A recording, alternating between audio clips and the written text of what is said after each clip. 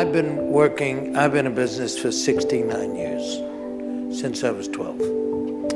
And every time, well, after the first dozen or so businesses, I realized that the only way to get ahead was to do things differently than the way it was being done.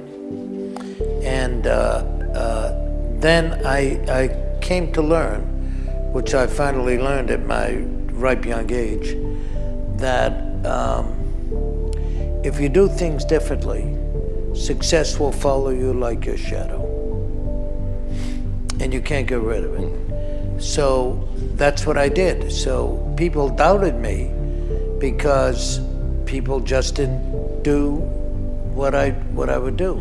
It's a matter of finding out what it is that an industry does and identifying the opportunity as to how to do it differently. And then being enough of a risk taker to actually do it differently. So people doubted me because nobody thought of doing it the way that I did. And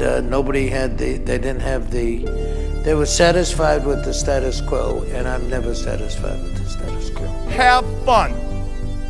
You're not gonna have fun every minute of every day. I don't care what job you take, any job you take. I don't care how well rewarded you are. I don't care anything about that.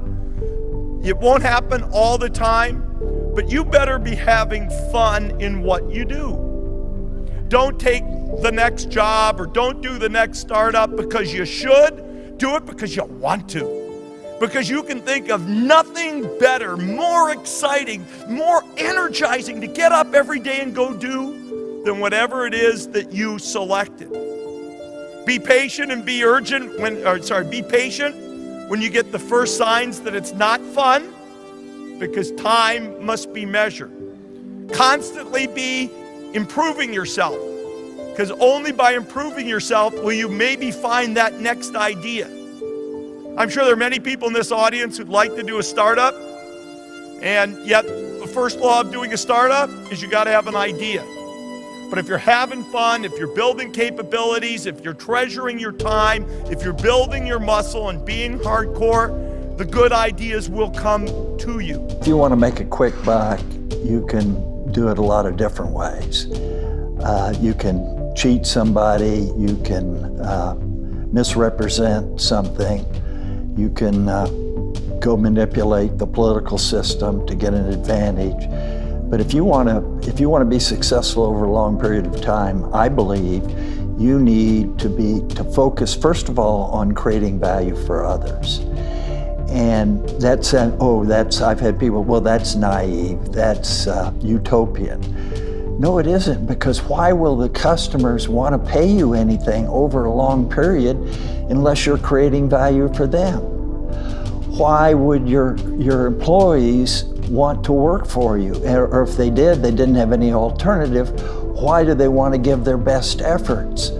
Why do they want to get excited? Why would they wake up at night with ideas? If you're in a community, a plant in a community, unless you're creating value for that community, why would the community want you there if you're polluting and hurting people and not contributing anything to the community? So long-term success starts with being dedicated to creating value for others.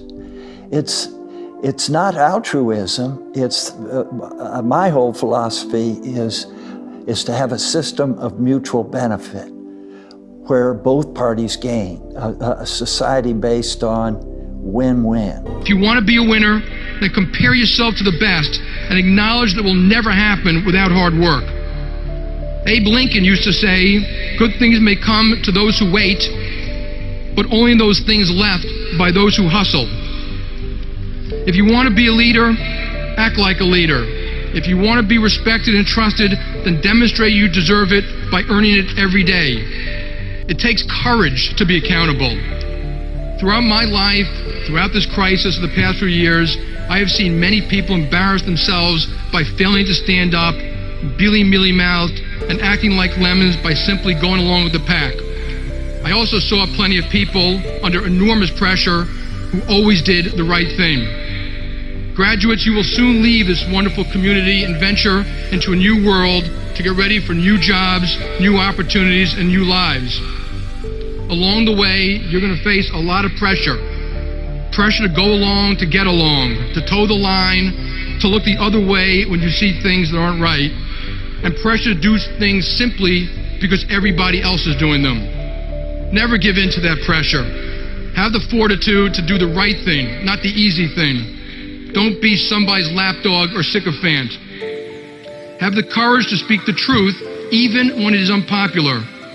And have the courage to put yourself on the line, to strive for something meaningful, and even to risk what would be an embarrassing failure.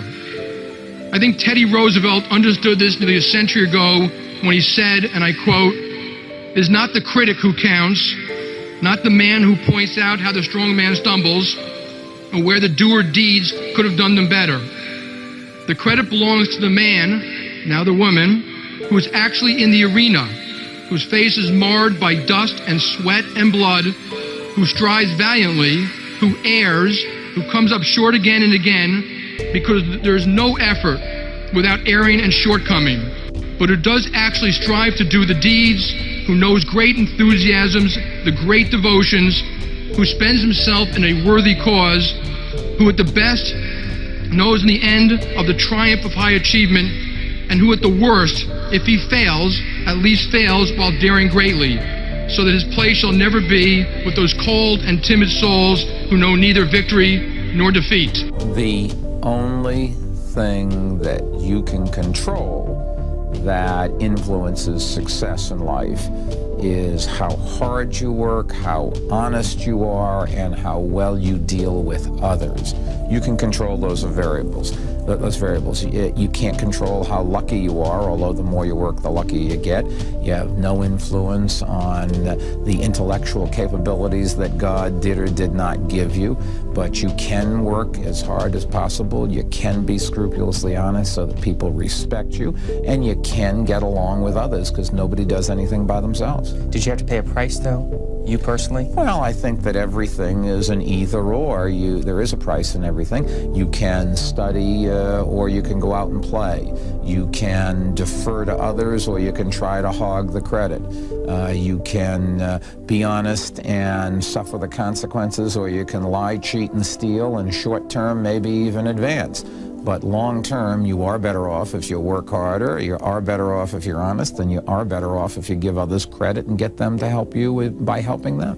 What do you tell others who try to strike that balance between family and work and volunteer efforts and anything else? The answer of either or is invariably yes. You can't go all in one direction.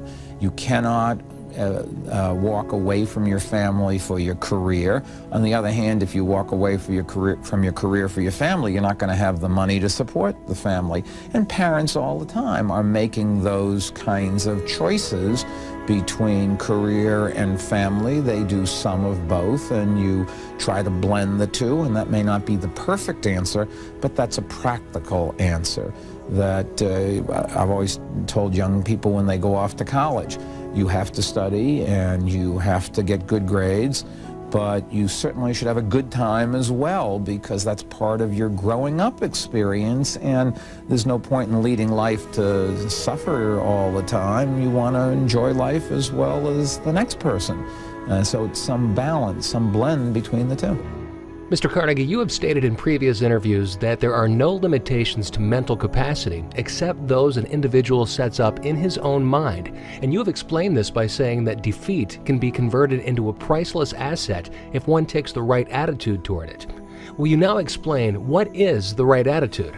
First of all, let me say that the right attitude toward defeat is that which refuses to accept it as anything more than temporary.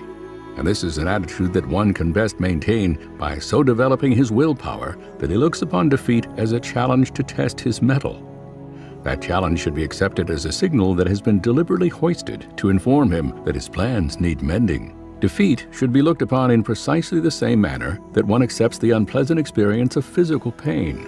For it is obvious that physical pain is nature's way of informing one that something needs attention and correction. Pain, therefore, may be a blessing and not a curse. The same is true of the mental anguish one experiences when overtaken by defeat. While the feeling is unpleasant, it may be, nevertheless, beneficial, because it serves as a signal by which one may be stopped from going in the wrong direction.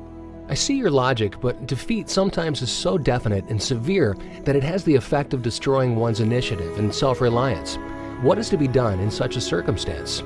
Here is where the principle of self-discipline comes to one's rescue.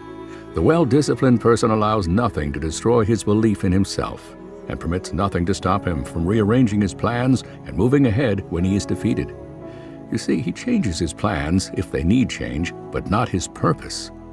If one has mastered the principle of organized thought, one knows that the power of will is equal to all the circumstances of life, and he allows nothing to destroy his will to win.